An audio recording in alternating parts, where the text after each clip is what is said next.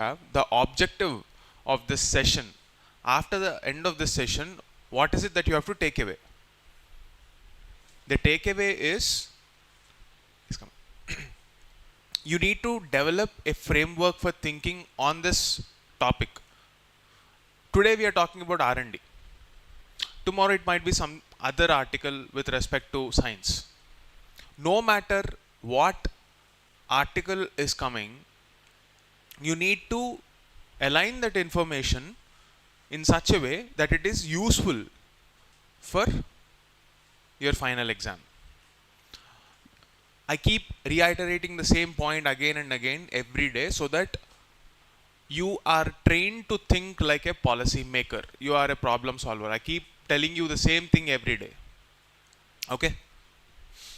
So today's thought process or today's exercise is about how science and technology can be used for nation building. And within that framework, the takeaway here is about how research and development can build a nation and why it is important for a nation to have its own R&D systems.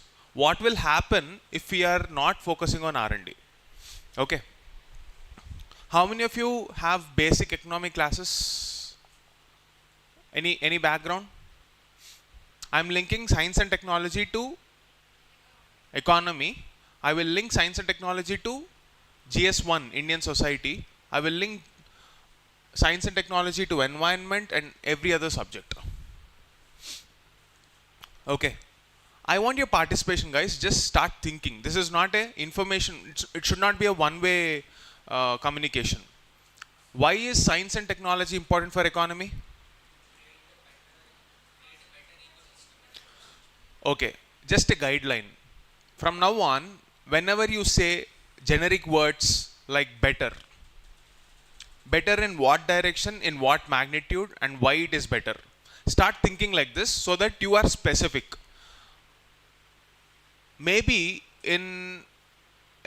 probably a decade ago, using generic terms like better, doing greater things, better things, etc., these generic words could have fetched you marks. That's not the case anymore. You need to be very, very specific. What is better in your idea?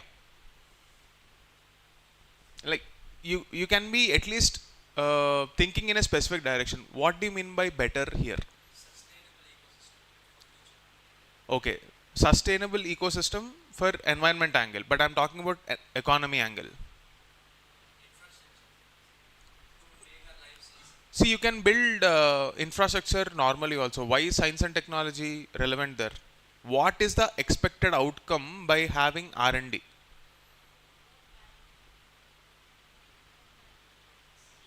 B? Okay. What else? What else can you think of?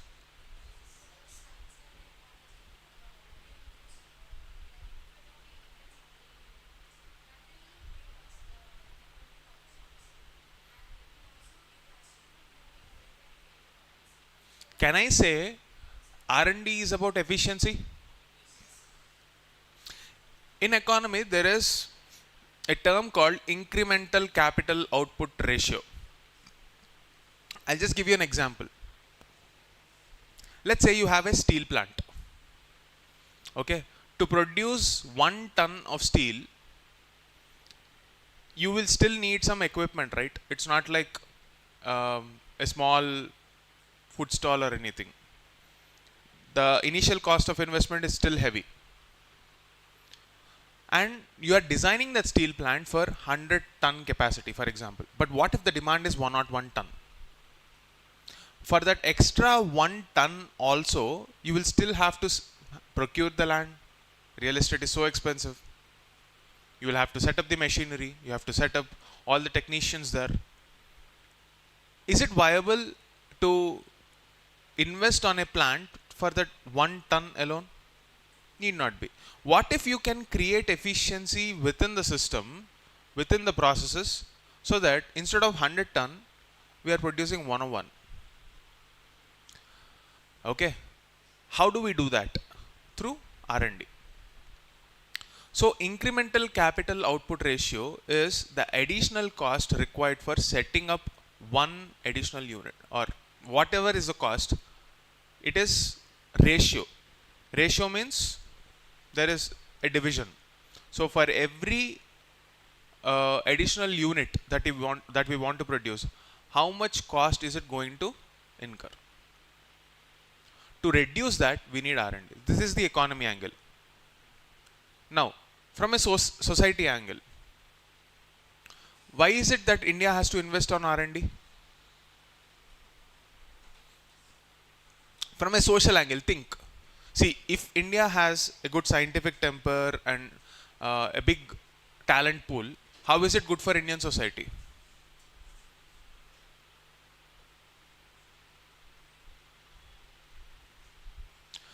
A lot of people today are leaving the country. Brain drain. You would be surprised to notice that the CEOs of many tech companies are of Indian origin. Why is that the case? So, if opportunities are not available within the country, because there is no innovation in this country, there is no new technology or new startup or new commercial venture that will give them an opportunity to grow in their life, they will have no other option but to leave this country. We need to stop that. If India has to become a global power, it should be first empowered from within. Right? So that is the GS1 angle. Now, GS2. How is R&D important for governance? What do you understand by governance?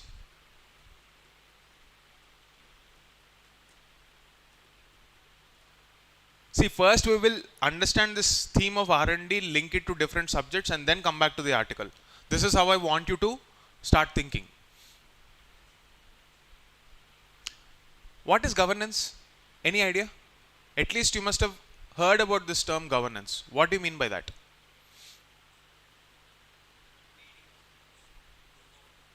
Okay. A good try. Leading a group of people. Okay. That's one way to put it. But from a government standpoint, we talked about the social contract in the first class. The contract between the individual and the state is the social contract. So what are the processes which will facilitate this? All those processes will come under governance. And all the governance processes should have two essential parameters. Can anyone tell me what are those two essential parameters? It's there within your ethics syllabus also. See, it's important to by heart your syllabus. It should be on your fingertips. Transparency and accountability. What is the difference between the two? What is the difference between transparency and accountability? Both seem similar. Okay, transparency is about openness. Accountability is about? Why do we need this? Okay, you must be wondering, I am starting with science and technology, then why are we talking about governance, ethics, etc.? This is how the syllabus is going to be. Don't you see this is an integral part of every syllabus pointer? Science and technology is also about openness. Unless and until you have data out there in the open, can you trust it? Do you think scientific journals will accept anything without transparency? Or if you are funding a project, are you not expected to show accountability to someone? Who are you showing that accountability to? If it is a corporate, what is the guarantee that it will not be distorted to suit their own needs? This will take us back to the debate on fundamental rights, like issues like right to privacy. This will take us to ethics. This will take us to justice. sustainability. Single topic can be mapped to all the topics like this. Are you with me? Are your thoughts aligned here? A science and technology topic can be relevant to Indian society, governance, policy, international relations, economy, environment, internal security, and ethics. And the same thoughts can also be used in essay. And that's how I want you to learn any article when it comes to newspapers. It is not the information that is important, it is a thought process that is important, because today UPSC is not rewarding people who are just gathering information. You should be good at deciphering patterns, decoding patterns, have the ability to interlink in different directions. Okay. So this is the article, do public R&D units innovate enough? This question is raised by a report which is brought out by 3 different organizations or 3 different individual stakeholders. Take a look at the article and tell me who are those 3 stakeholders. It is right there in the first paragraph.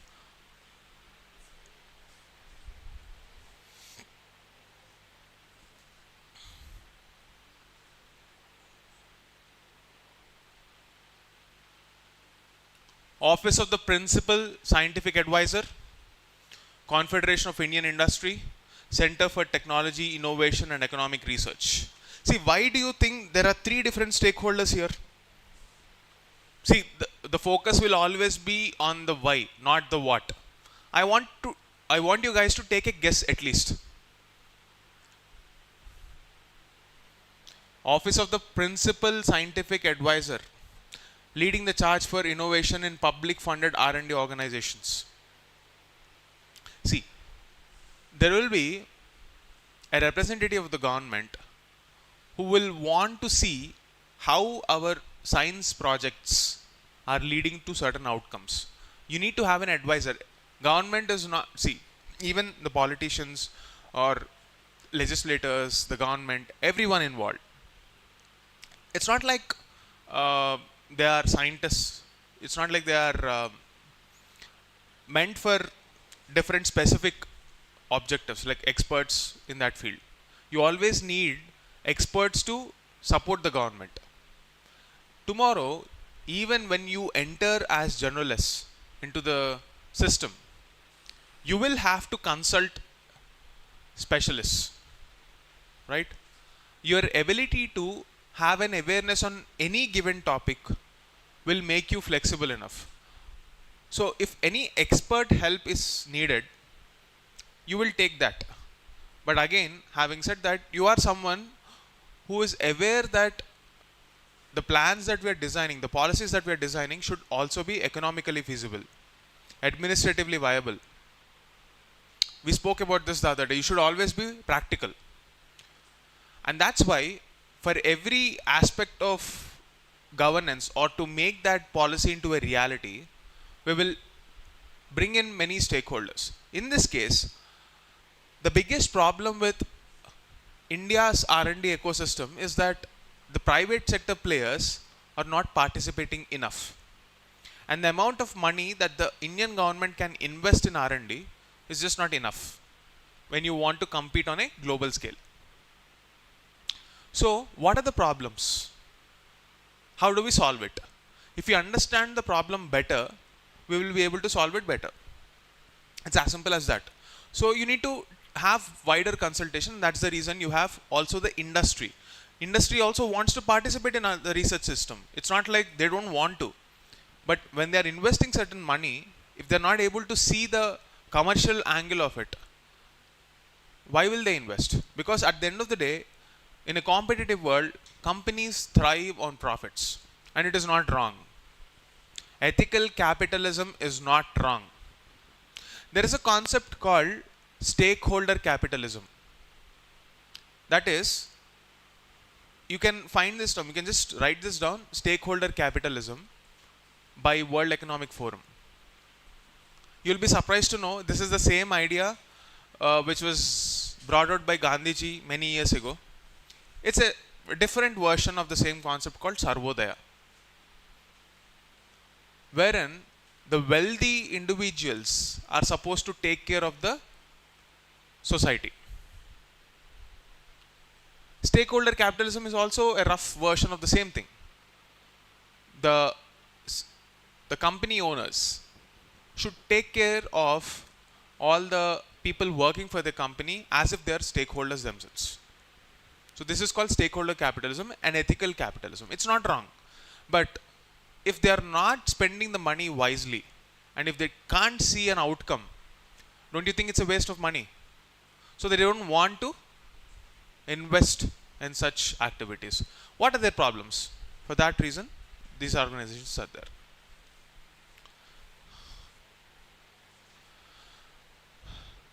Okay. Now, firstly, you need to understand India is investing, right? If there is a question in mains, you need to be able to generate points.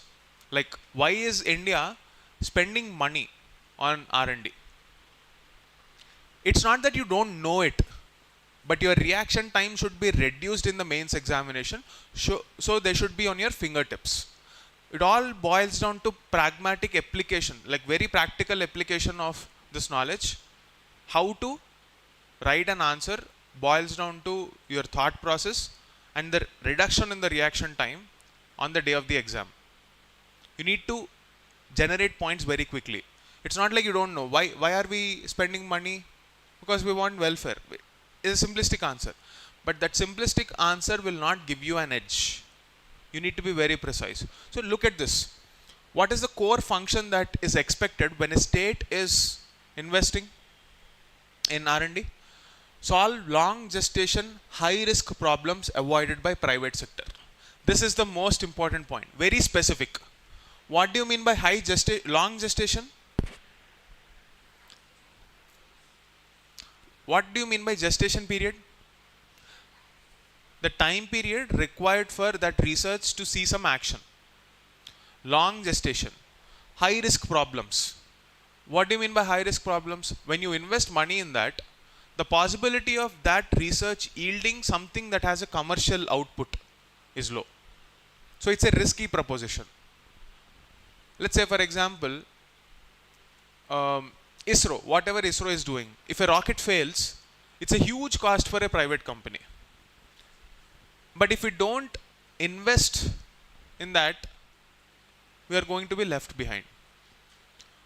Today we have a private space sector that is coming up, because even globally, firms like SpaceX, Elon Musk, SpaceX, etc., they are producing commercial ventures and they are getting some, encouragement from the government, their respective governments in terms of policies, etc. India should also participate in that kind of a thing. And to begin with, I'm just giving you an example of ISRO. ISRO is a great role model because take the ecosystem of ISRO. There can be rocket launches, the spare parts manufacturing, etc., etc. Because there is a organization like ISRO, a lot of people are taking up engineering courses which will suit the needs of ISRO. A lot of students are participating in space research.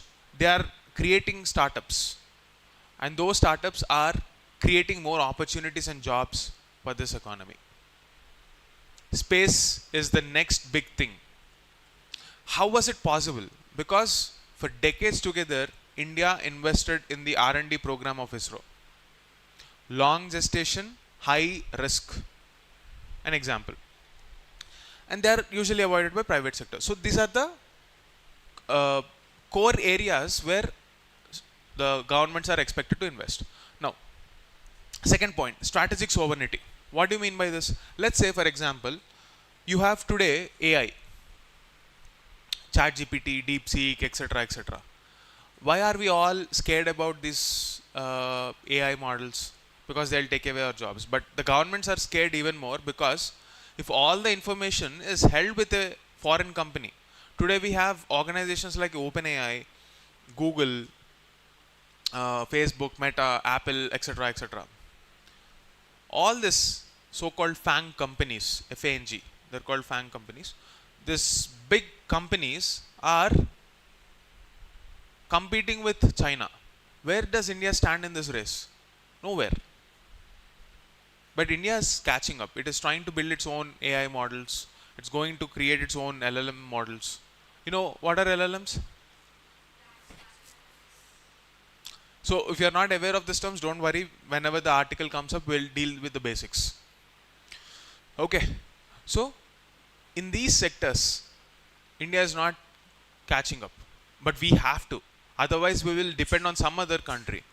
And what if they say, tomorrow in a ecosystem where entire world is taken over by AI, every core function, learning, teaching, education, jobs, everywhere, you will have AI.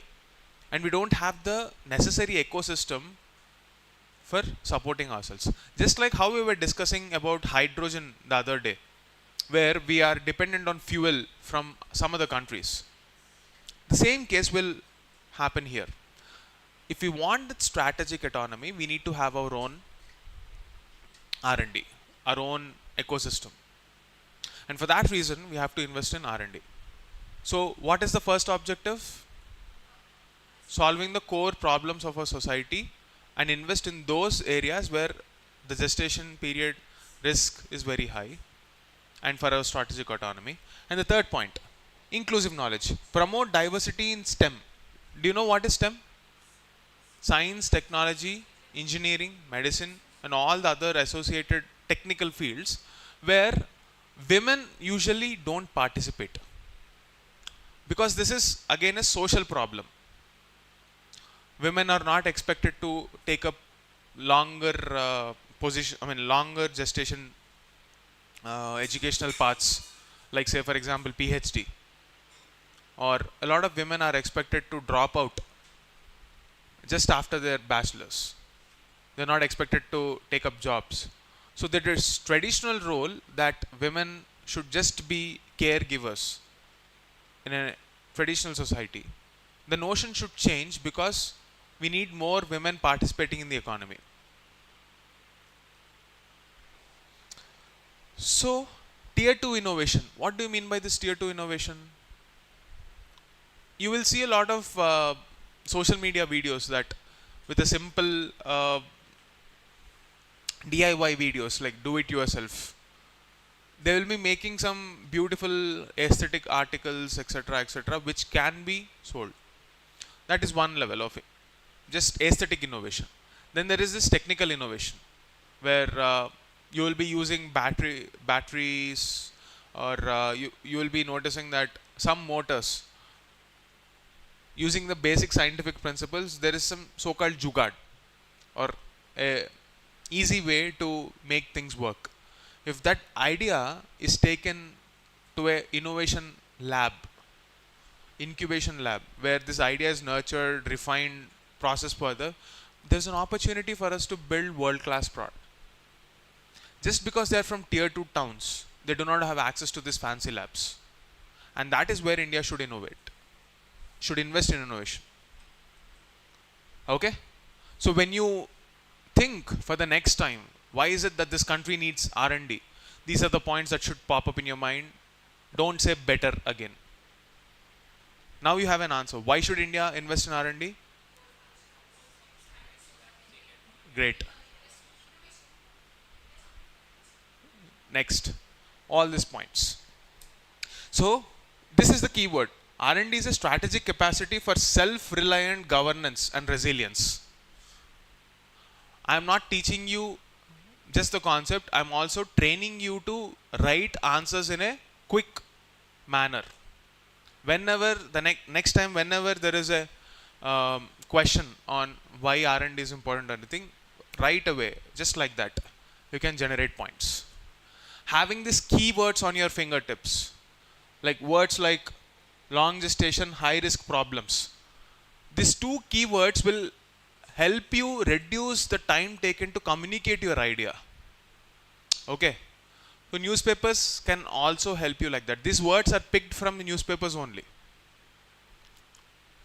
Long gestation, high risk problems. So you are reducing your reaction time. Once you understand the problem, you'll also go forward and see how we can use this for prelims. Okay. Now we will see the current structural problems in public R&D.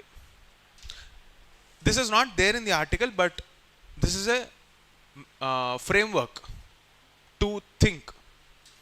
Of course, the data points are picked from the article itself, but I'm rearranging them so that it makes sense to you. First point, what do you mean by siloed mandates? What do you mean by silos? Any idea? Different compartments. There is no coordination between different compartments. So I gave you an example of a simple road the other day. If we have to coordinate and reduce our costs, we need a platform, common platform. On one day, the electricity department will dig the road and lay down some cables, cover it up. The very next day, water department, water, HMW and SSB, sewerage board, water, they will come, dig it because there is some drainage problem. Again, the cost will increase. What if they could have coordinated and reduced the cost? So similarly, if there are, overlap in the activities that different departments and different organizations in the research that they're doing, and there is no coordination, each of them will produce their own results. That lack of coordination is wasting a lot of money. That's the problem number one. Secondly, these labs are more into general science. The difference between how research is conducted elsewhere and within our own country, elsewhere, like in countries like US, China, etc., where they spend a lot of money, two different verticals are there. To expand the horizon of our understanding of science, curiosity based.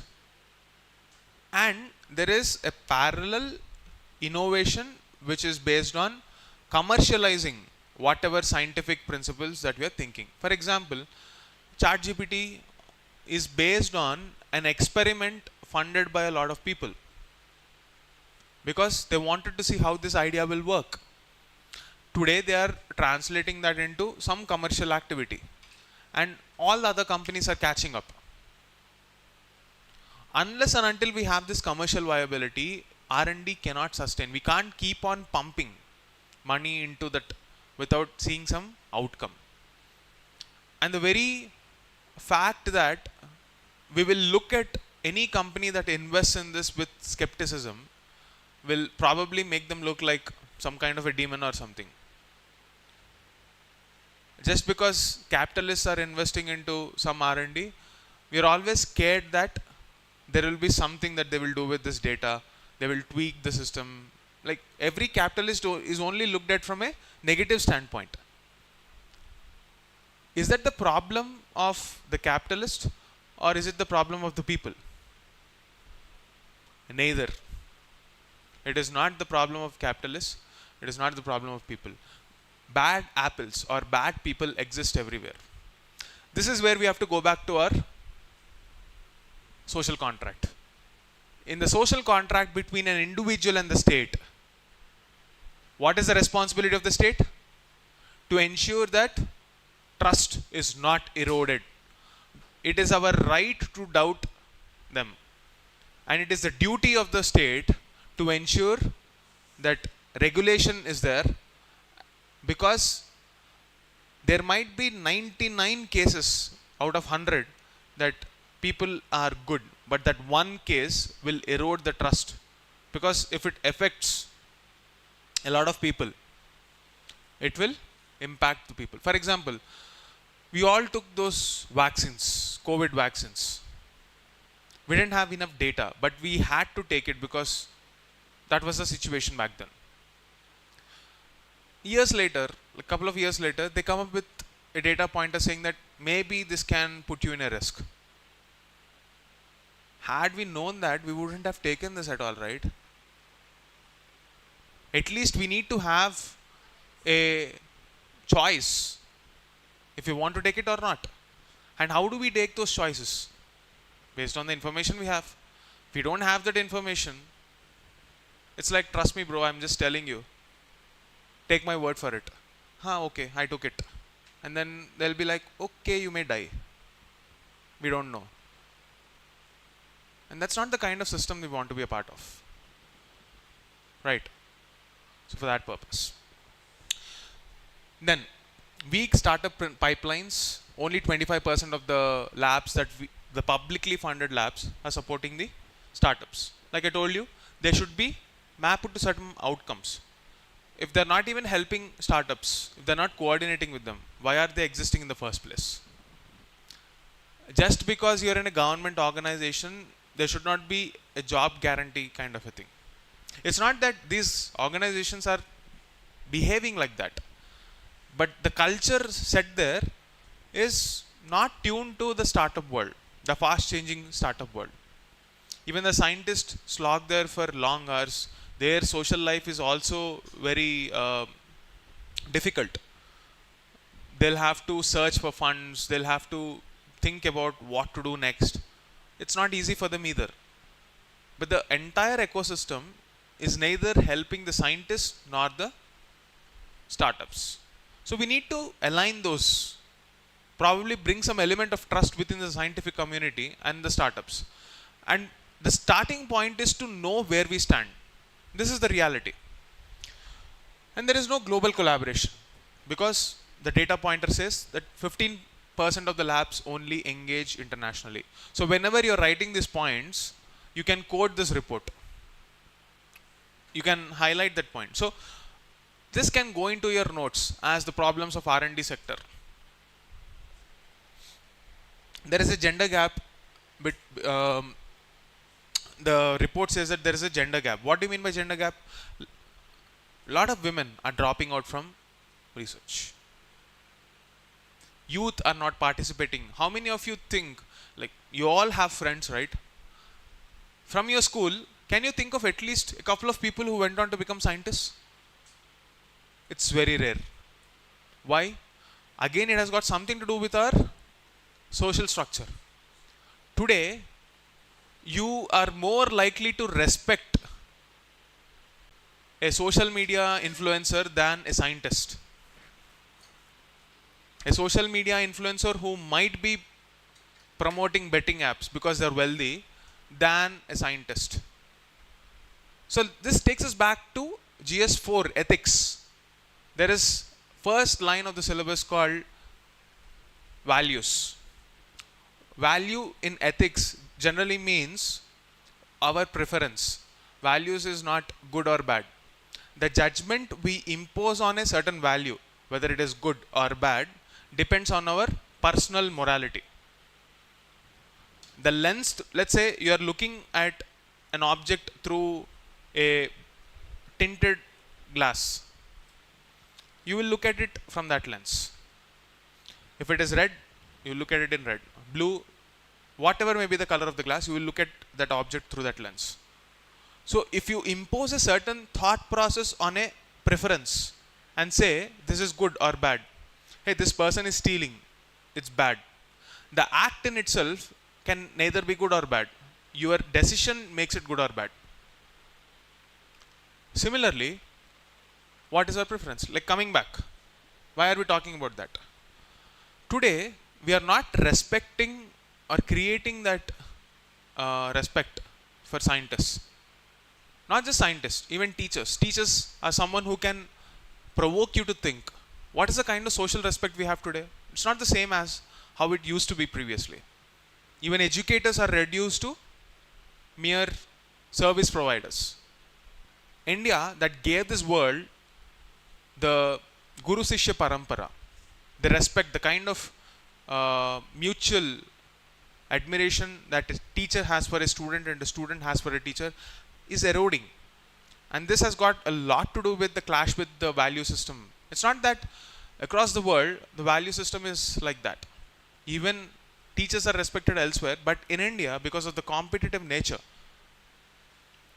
even education is reduced to a commodity. Same thing is happening even in science. Your choices are determined by the society. Is this the kind of society we want to be in? That's a choice you have. Like, you should all act. The reason why scientists are not respected. Do you know Sachin Tendulkar got a Bharat Ratna? Are you aware? In the same year, there was one more scientist who got a Bharat Ratna. Are you aware of that person? Do you know the name of the person at least? The very fact that we all don't even know who that person is explains the problem of R&D in this country. That's the problem. The day we respect scientists more than social media influencers, the day we respect values over money, that's when you will see the real transformation in this country. Coming back. So if you have to sum up the entire problems of this sector, a systemic disconnection between lab innovation and national transformation, that sums up the entire problem statement of our R&D sector.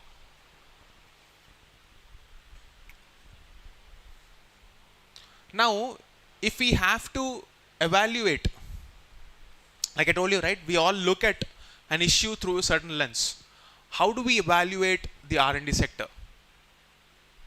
You need to have certain metrics to say this is good or bad. Is it relevant? See, you might be doing a research, but is that research relevant today? Need not be. Then, are you prioritizing that research today? Should we take a call or not? Because unfortunately, the government doesn't have infinite funds. There is a limitation to how much the government can pay. We need to pick our battles very wisely. We cannot afford to invest blindly. Second principle, is that research translating into some actionable outcomes? Third point, are we collaborating with all the stakeholders, companies, research organizations, nationally, internationally, MSMEs? How many of you are aware of this word MSME? Micro, small, medium enterprises. What is the difference between heavy industries and this? There is an MSME Act. Please go back to your homes, search for the legal definition of MSME from the MSME Act. On 12th May 2020, the government came up with Atmanirbharta package in COVID. 12, 13, 14, in that week itself. They changed the definition of MSME. Go back to that date, see the latest definition, it can be your prelims pointer. So if you are collaborating with these MSMEs, what is the takeaway? Finally, are we including all sections of the society? Because we don't want any section of the society to be left out. And finally, are we creating an efficient system? Now, if we go by this metric, what does this report say? Let's see.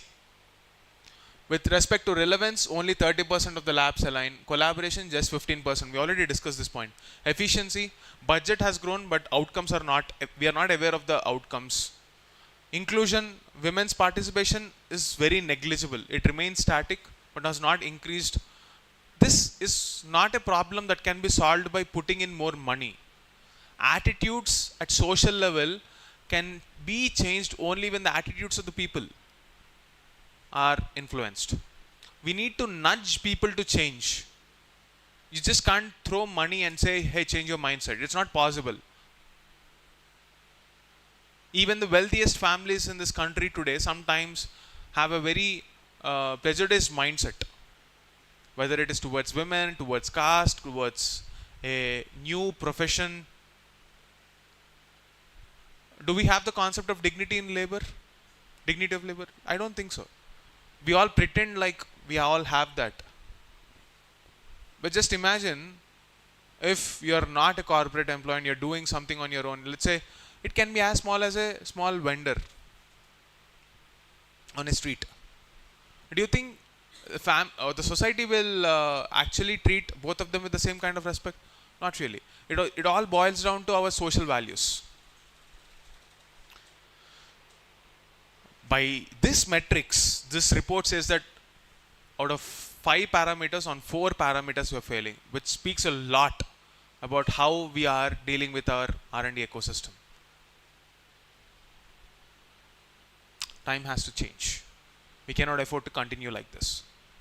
What do? Whenever a problem is raised, we also need to have a solution, and the expert should provide that solution.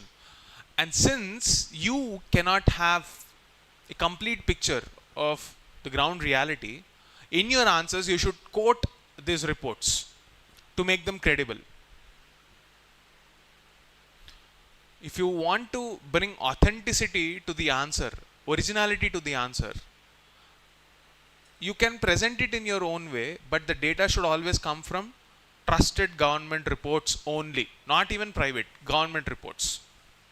Because private reports can be, debated.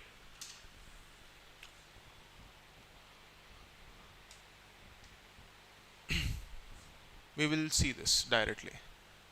Okay.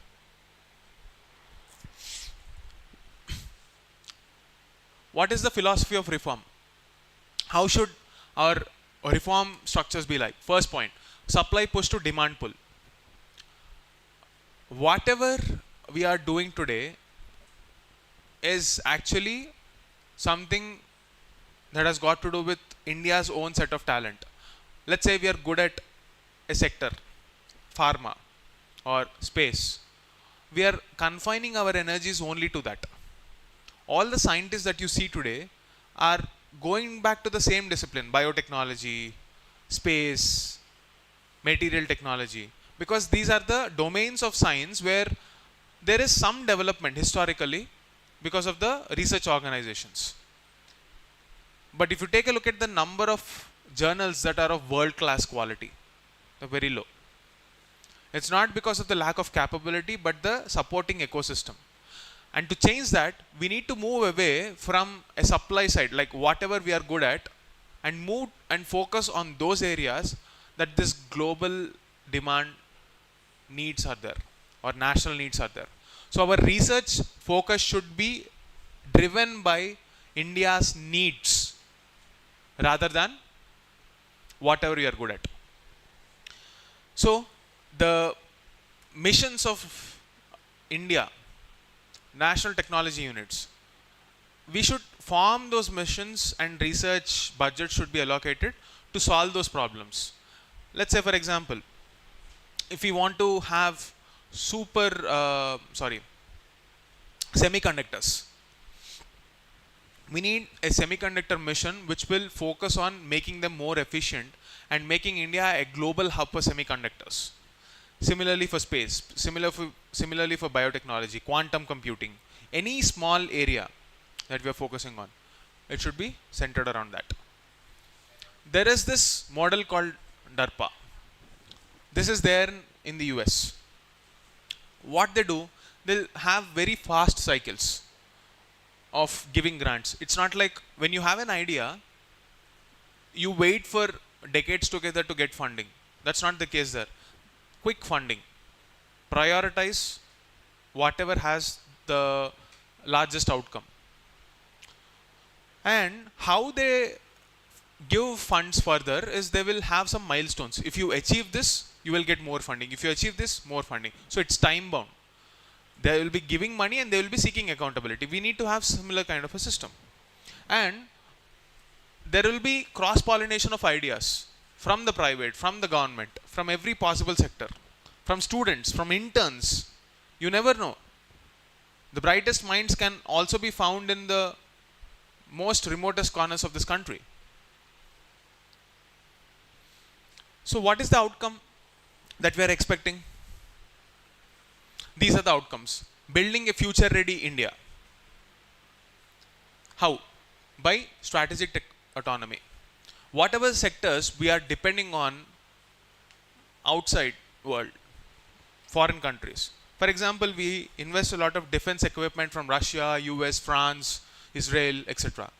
We need to develop indigenous models, or we have to become Atmanirbhar. Okay? Self-sufficient. Job creation. Why do we need R&D? For jobs. Exportable technology. See, we do not have a history of creating world-class tech products that can be transported or exported, to the world. We are not able to tap into those high-value products. For example, DRDO has created this missile called BrahMos. How many of you know BrahMos? Heard about this? The BrahMos missile is now exported to countries like Philippines, if I'm not wrong. Yeah, Philippines. That creates an economy for us. Instead of we importing from France, let's say for example, what are we importing from France? Rafale, a fighter jet. All the major equipment historically we have taken it from Russia, US, Israel, etc., etc. Why should that be the case? These can be prelims pointers for you. Okay, inclusive science we have already dealt with what is meant by inclusive science. So if I have to sum up, public R&D must be judged by problem solved, not money spent. Simple solution. A thought process trained for you. It is India's brain trust for inclusive future ready development. Okay.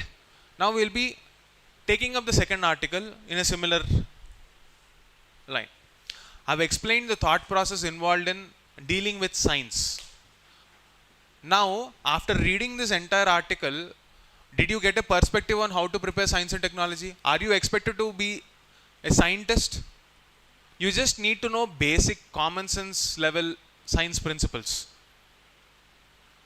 If I say, I'll put a vegetable into a machine, it will come out like potato chips or something. It's science fiction as of today. There is this technology called 3D printing. How many of you are aware of it? Can we 3D print food? Can we deny the possibility of that? Someone with a scientific temper should never discount anything. You need to have a reverse engineering mindset. Okay, today it is not possible. Maybe in the future it can be possible. What does it take to make that happen? This is the kind of mindset you need to have. Do not dismiss any idea, even if it feels like science fiction.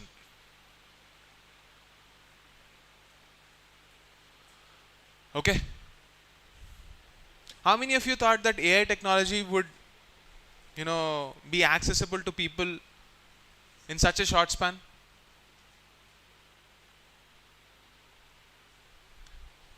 We have videos of, Gandhiji fighting WWE wrestlers.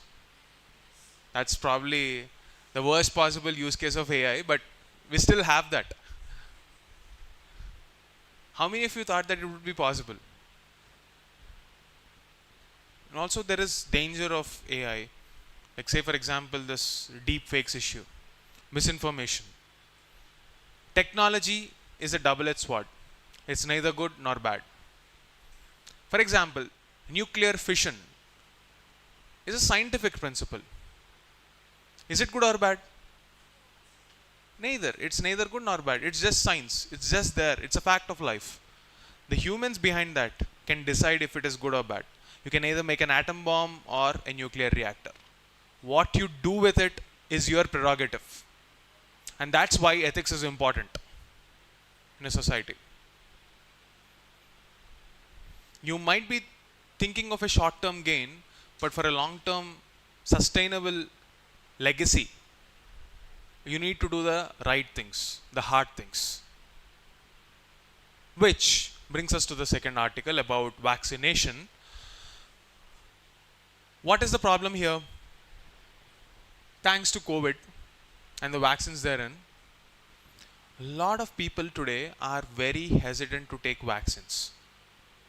In many tribal hamlets, just because they were taking vaccines, there were many issues like temporary paralysis, uh, nervous system weakness, heart issues.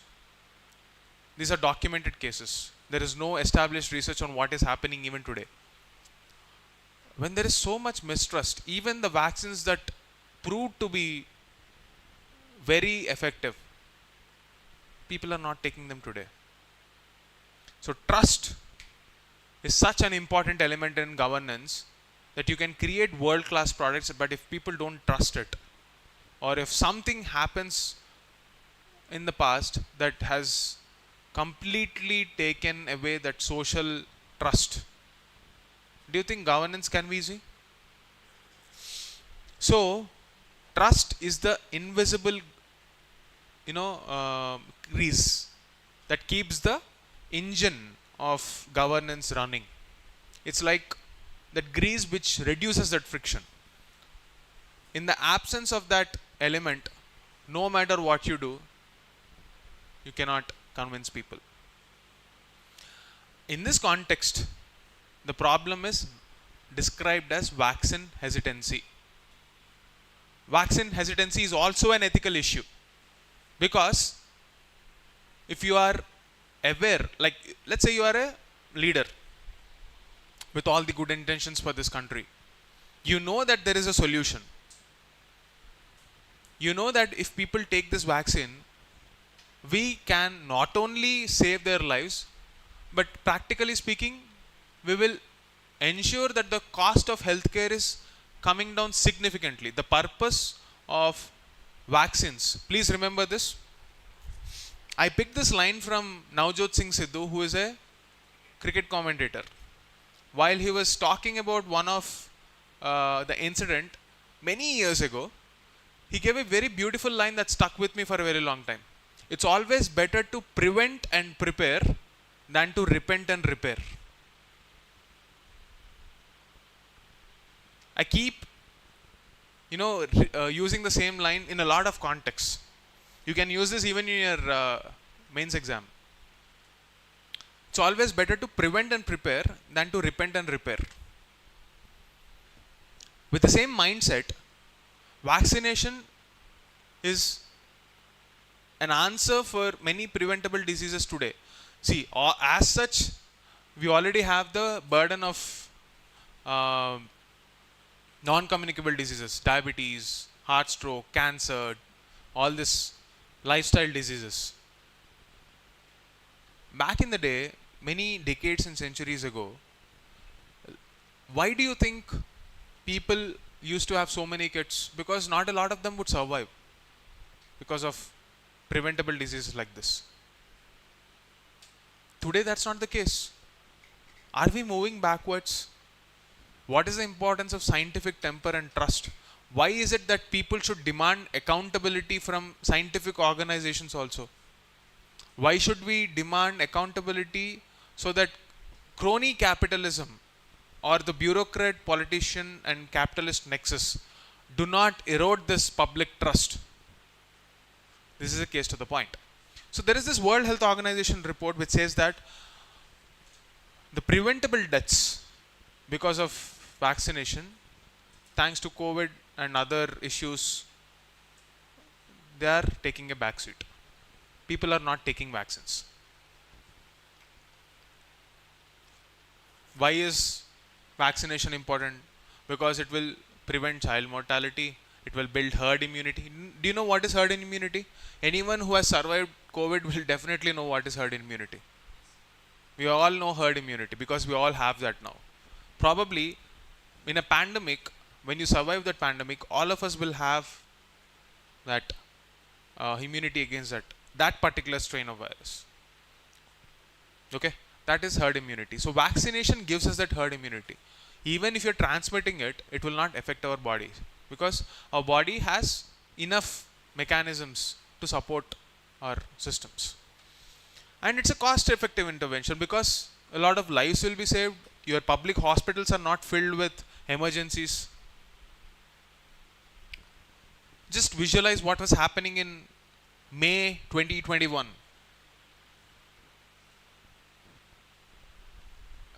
Every day 4 to 5 lakh reported cases were coming. Reported only. We don't know how many unreported cases were there. That's the kind of problem that we will have in this country if you don't take care of our health systems. Do you think we learned something from the COVID lesson? Let's be very honest. Think about it. Did we learn something as a country from the COVID system? Do you see any state demanding health as a public right? Are we seeking better healthcare infrastructure? I don't think so. Is health an election agenda? How many of you think health insurance is necessary? How many of us actually have health insurance? You know it is important, but how many families do really have health insurance? Even the ones who can really afford good insurance policies take it very casually. To be very honest, I was also one of that person. Many years ago, I don't need a health insurance, I'm very healthy. And it's nature's way of humbling us. Look, you're not as strong as you think you are. Just be humble enough and just focus on getting your basics right. It teaches us to stay grounded. That's the beauty of nature. But do you think we are learning from our lessons? I don't think so. So what do? Change should begin from within. We should all strive to be better persons. Again, vaccination can also be considered a developmental tool because it is empowering the citizens. See, a healthy mind and a healthy body is a prerequisite for wealth creation in this country. If you're constantly sick, do you think you can participate in this economy? No. It involves both mental as well as physical. Health is a state of well-being. The definition of health by World Health Organization is not just absence of illness, but a state of well-being. We need to focus on the second part. I don't think this country has learned its lessons. Not just our country. The globe has not learned its lessons. And the public cannot be blamed because they are not able to understand the gravity of the situation. I don't think this country has enough resources to survive another pandemic. Not just this country, the globe doesn't have enough resources to survive another pandemic. And whatever our research priorities, how to make Ghibli images.